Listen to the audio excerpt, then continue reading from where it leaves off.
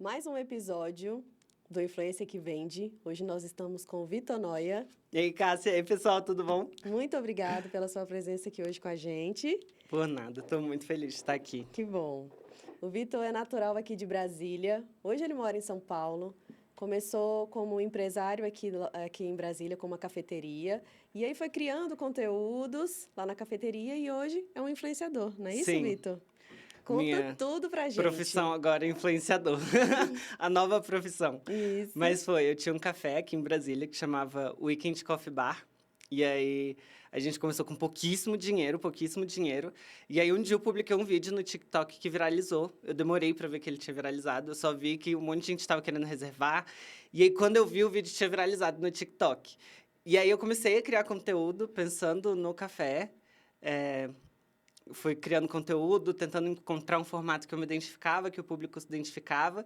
E aí, no final, comecei a me dividir nessas duas profissões, que era empresário, dono de café e criador de conteúdo. Mas eram profissões conflitantes, assim. Quem cria conteúdo sabe que é uma demanda bem extensa. Não dá para conciliar, né, com várias coisas. É difícil.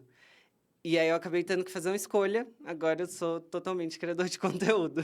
E esse primeiro vídeo era sobre o quê? Conta um pouco pra gente sobre o primeiro vídeo. Cara, eu fiz um vídeo, esse vídeo aparecia muito pouco, na verdade. Mas era um vídeo muito parecido com os vídeos que eu via no feed do TikTok. Então, eu tava o tempo todo lá, rodando o feed do TikTok, e eu pensei, cara, eu vou fazer um vídeo parecido com esse pra minha cafeteria. Então, era o vídeo apresentando a cafeteria, e eu botava várias cenas. Na época, a gente não tinha muito cliente, então era cena, tipo, da minha família lá, curtindo a cafeteria. Mas era muito parecido, era uma linguagem do TikTok, assim. Então, eu tentei adaptar aquilo pro meu contexto, e foi esse o primeiro vídeo que bombou. Legal. Mas hoje você também cria pro Instagram. Sim. Hoje a minha rede principal é o Instagram. Ah, Então, tá. começou com o TikTok. Depois de um tempo, eu tinha até vergonha de postar no Instagram. Isso é uma coisa curiosa para se dizer. Porque, como o Instagram tem muita gente que a gente conhece, gente que estudou com a gente na escola. Então, eu tinha muito aquele receio de, tipo assim, nossa, o que as pessoas vão pensar, né? Então, sempre você fica pensando naquele julgamento de, a pessoa vai falar, tá querendo ser blogueirinho, tá querendo ser blogueirinho. Só que quando o meu TikTok não tava começando a entregar tanto assim, eu falei, gente, é isso, vou ter que postar no Instagram. E aí o Instagram cresceu mais do que o TikTok, a recepção do Instagram foi melhor do que eu tive no TikTok na época. Então hoje eu crio conteúdo para os dois, mas minha rede principal é a que eu consigo dedicar mais tempo é o Instagram. Ah, legal. Sim. E aí hoje você cria conteúdos, eu vi o último vídeo, caipirinha de vinho. Foi. Uma delícia, e tá super em alta, né? Tá eu ainda não super em fiz a alta. receita, vou Sim. testar. Isso foi uma coisa que eu comecei a fazer, assim, às vezes eu fico sem ideia do que eu vou criar de conteúdo, então fica a dica. E aí eu comecei a pegar vídeos que outros criadores fazem da comunidade de drinks e é diferente de copiar o conteúdo, eu não pego e digo que a receita é minha, mas eu pego e falo, olha, isso aqui está acontecendo, vou fazer e vou comentar sobre isso. Então, pegar temas em alta para comentar foi uma coisa que funcionou muito bem para o meu perfil. Então, isso já estava sendo uma coisa discutida na comunidade de drink, e aí eu peguei e trouxe isso para minha voz, sabe? O que eu tenho para dizer sobre isso? E eu acho que é bem mais ético do que se eu pegasse e tentar simplesmente replicar o que as outras pessoas estão fazendo. Isso eu comecei a fazer esse ano. Então, veio de um momento que eu estava sem ideia para criar conteúdo. Ah, tá vendo, meninas? Uma dica para vocês. A gente pega o conteúdo, né, de outras Sim. pessoas que estão em alta e faz conforme a nossa linguagem, porque cada um vai comunicar de uma forma, não é isso, Vitor? Exatamente. Então faz toda a diferença. E as pessoas que estão com você, elas querem saber o que você tem a dizer sobre aquilo. E aí isso é muito diferente de você replicar o que outra pessoa está dizendo.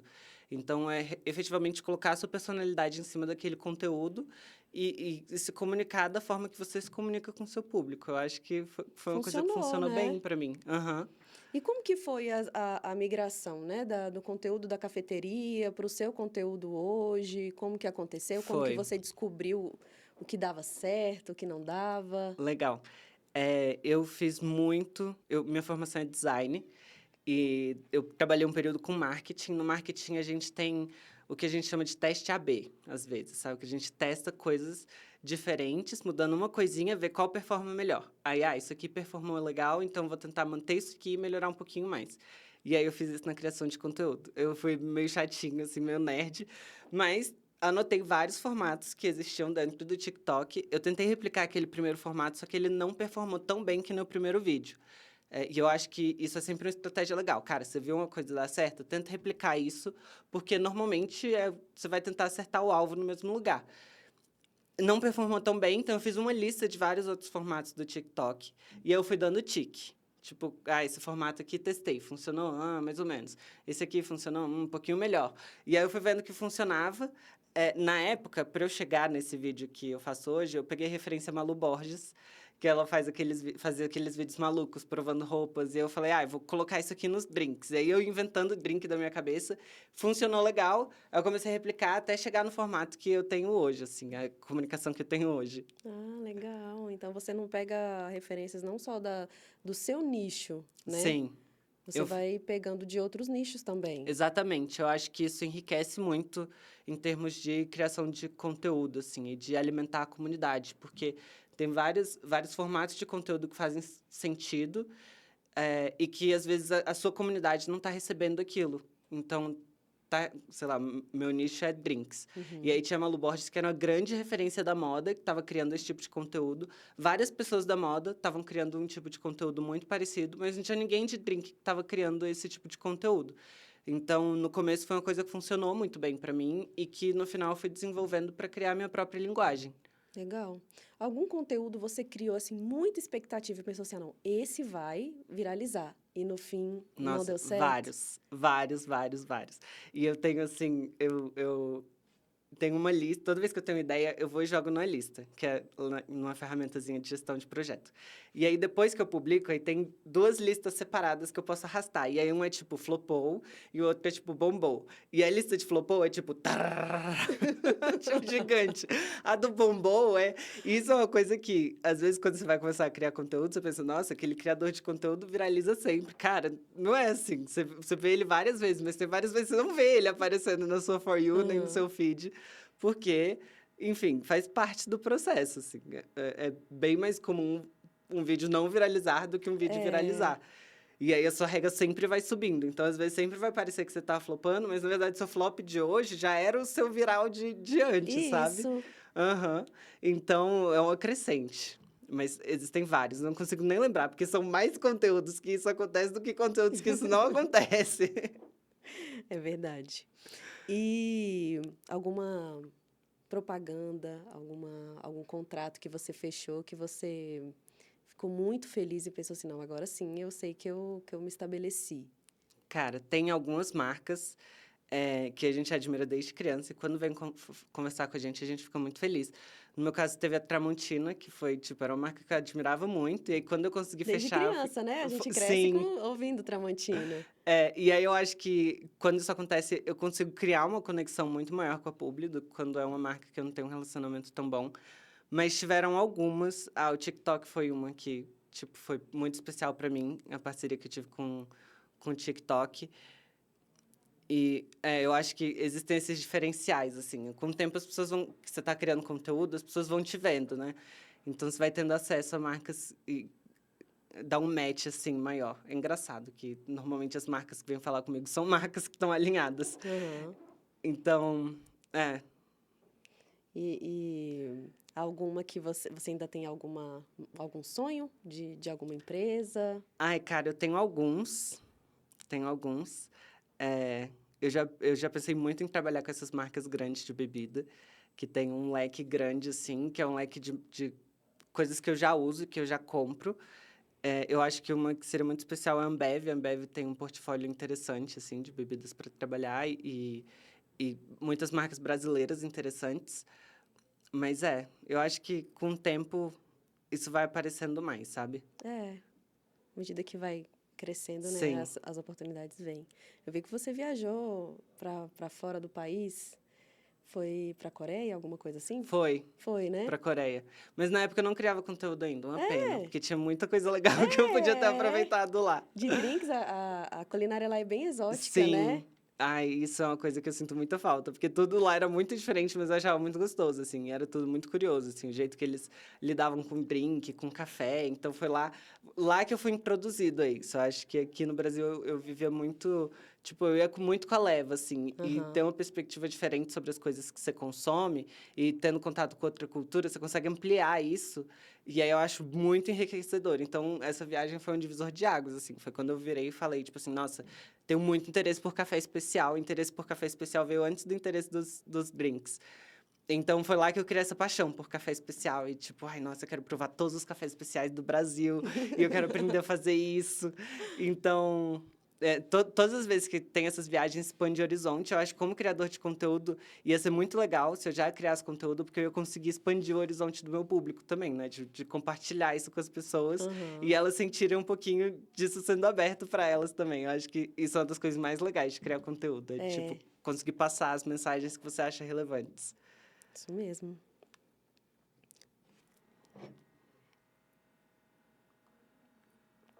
Ai, tô falando demais, porque se eu tiver, desculpa. Não, Às vezes tá sou meio ótimo. tagarela.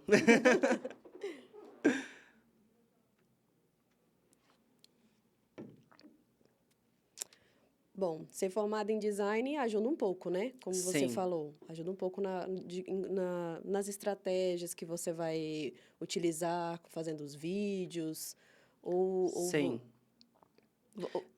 É, ajuda bastante, eu acho que muito de... Mas o principal exercício que o design me ajuda, eu acho que é de encarar os vídeos como projetos e encarar o meu público como um usuário. Então, tentar me colocar no lugar da pessoa que vai estar do outro lado da tela. No design tem uma coisa que a gente usa bastante, que é mapa de empatia, que a gente tenta identificar o que essa pessoa pensa, quais são as dores dessa pessoa, como que, enfim, quais os problemas que ela gostaria que fossem solucionados. Então, eu acho isso de me colocar do outro lado da pessoa que está na tela é o principal exercício que eu consigo exercitar do design o tempo inteiro, assim. Então, quando eu estou lendo os comentários, quando eu estou pensando que tipo de conteúdo que eu vou produzir, quando eu estou pensando em qual marca que eu vou procurar fazer uma parceria ou não, que eu vou ter uma captação ativa. Então, eu acho que esse viés do design me ajuda bastante. E o ferramental também, né, do design, porque no design, mesmo tendo feito bacharel, a gente aprende a mexer nas ferramentas de edição de imagem, edição de vídeo, e eu acho que isso ajuda a profissionalizar o conteúdo que vai sair na outra ponta. Então, Uhum. é muito legal que você tenha a ideia do conteúdo, mas que você consiga executar isso de uma forma limpa e profissional. Eu acho que isso foi uma coisa que o design me ajudou bastante, mas se eu não tivesse feito design, tem outros caminhos que as pessoas conseguem tomar para atingir esse mesmo profissionalismo. Você que edita seus vídeos hoje, faz Sim, roteiros, tudo? eu que edito e faço os roteiros. Eu acho que é mais fácil quando eu edito, porque normalmente quando eu gravo eu já tenho ideia mais ou menos de como que vai ser essa edição. Então eu consigo executar isso talvez de um jeito mais rápido do que seria se eu estivesse passando para outra pessoa editar. Eh, mas não sei, às vezes isso é um limitante, né? Porque você está meio sem tempo e aí o vídeo demora para sair porque você que está Você querendo mesmo que está centralizar as fazendo, né? coisas. Então, não sei, quem sabe ano que vem eu procuro alguém para me ajudar. Tem esse viés, né, de que você vai ter que fazer com que a pessoa coloque a sua cara no vídeo, Sim, né? exato. Exato. Tem alguns colegas meus que começaram esse ano, tipo, normalmente isso é a primeira coisa da criação de conteúdo que é terceirizado, né?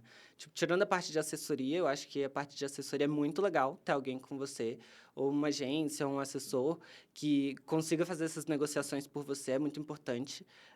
Depois que eu saí dessa linha de frente de negociar com as marcas, eu sinto que eu consegui profissionalizar bem mais até o contato que eu tenho com as marcas.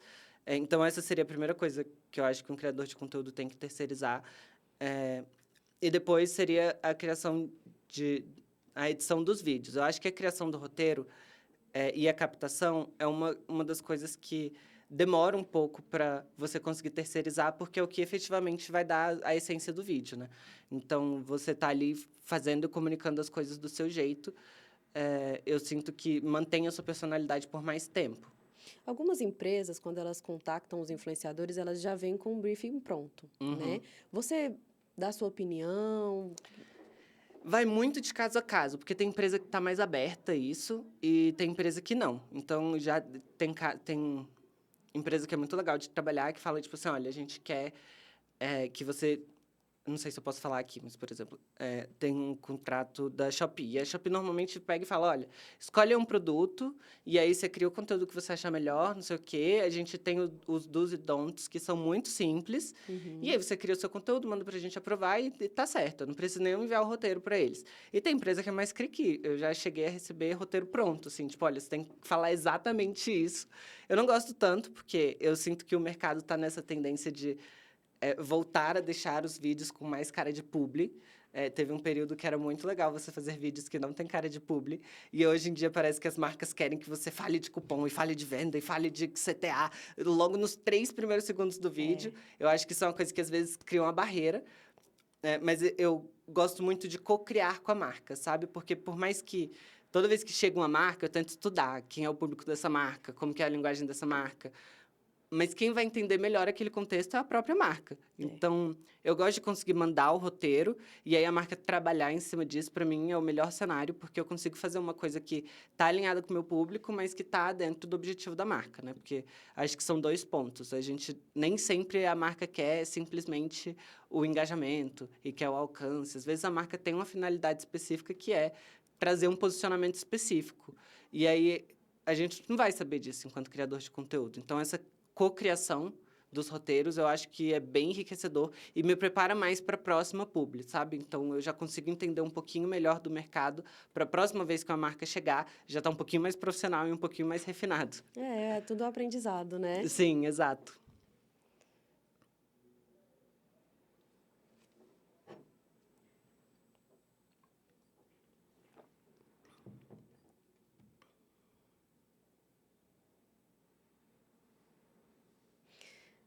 Já que a gente está comentando sobre essas... Não. Me conta um pouco, Vitor, sobre alguma dificuldade que você teve durante a sua trajetória, um pouco mais sobre a Legal. sua história inicial. Uhum. Eu acho... existem várias dificuldades internas, assim.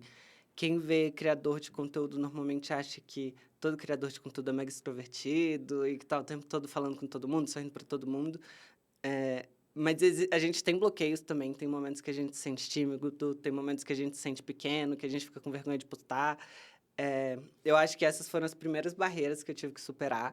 Depois que eu superei, eu sinto que eu consegui criar uma conexão muito maior com as pessoas, porque parece que eu tirei uma capa, sabe? Que tinha na frente do meu conteúdo, porque eu já julgava antes de fazer. E aí, quando eu tirei um pouco disso, eu sinto que o meu conteúdo ficou mais autêntico.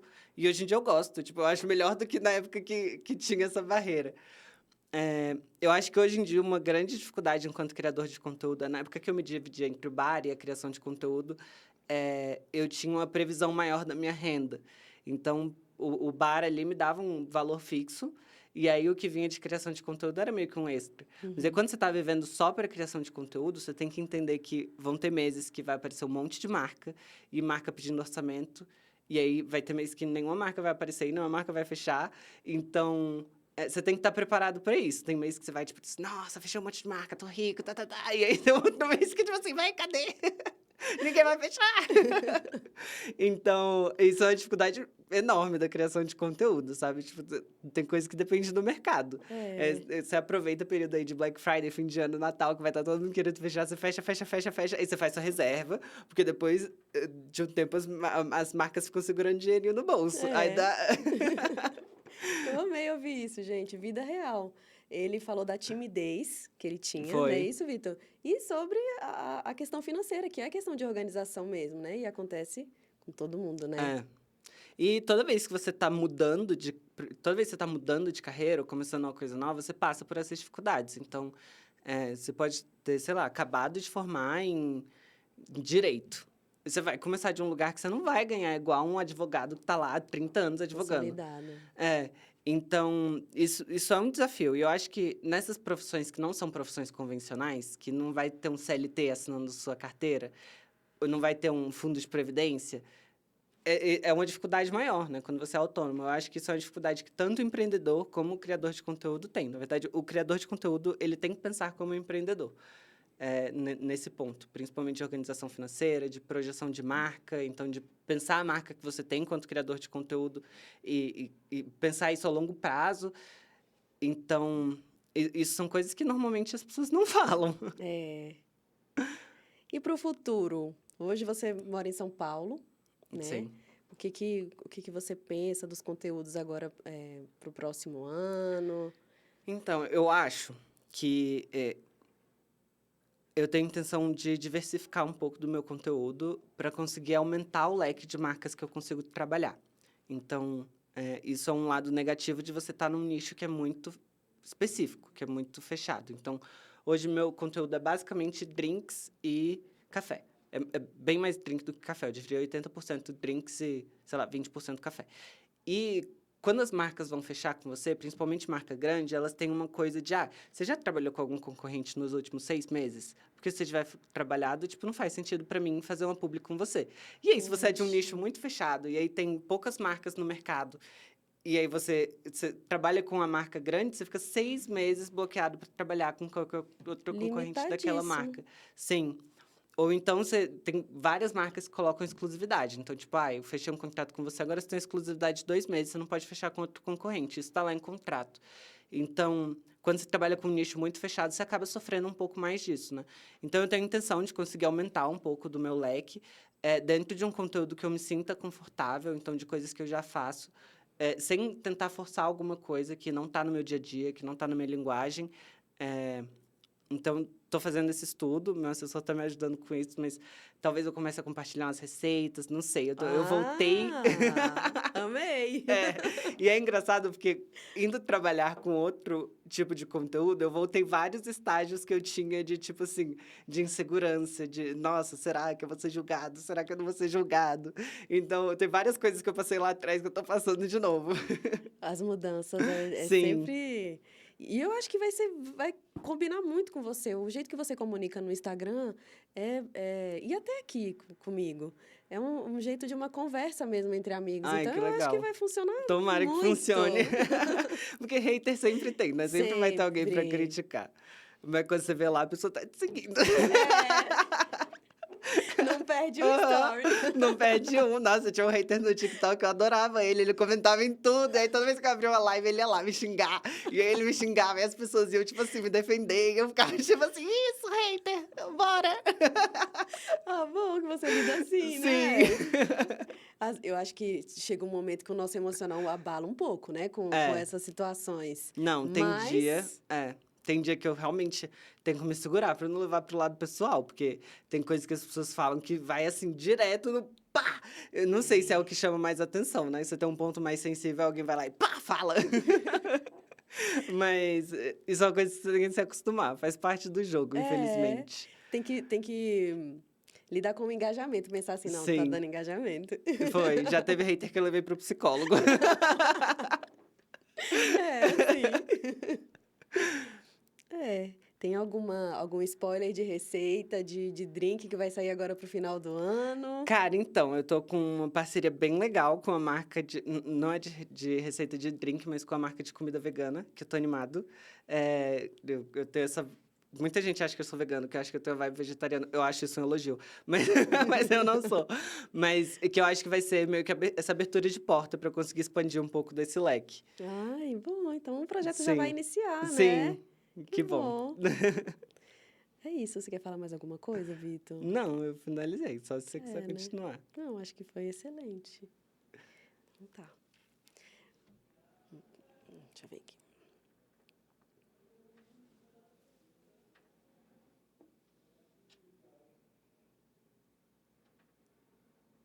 Acho que é isso. Vitor, muito obrigada. Ai, por nada. Você deu muitas dicas valiosas hoje para as Que legal, que bom. influenciadoras, partilhou coisas da vida mesmo que a gente tem aquela ilusão, né, de que os influenciadores, que pessoas famosas podem não passar por aquilo, mas é Sim, tudo. É uma vida mesmo, né? sim, Uma vida natural, né? Que todo mundo exato. passa. Obrigada pela sua transparência, Por nada. por passar dicas para as nossas influenciadoras que vão abrir a mente delas e até confortar um pouco, né? Muito obrigada. Legal, por nada. Espero ter ajudado. depois que você vai entrando e que você vai conhecendo outros criadores de conteúdo, você vai vendo que é todo mundo gente que não é gente. Todo mundo tem segurança, todo mundo tá ali passando por coisas muito parecidas com que pessoas que não estão nesse meio estão passando. Então, é, é legal você entender isso para você não ficar tentando atingir um lugar que talvez nem exista, sabe? Enquanto pessoas intocáveis e que estão em lugares que na verdade não existem. É. Obrigada. Até o próximo episódio.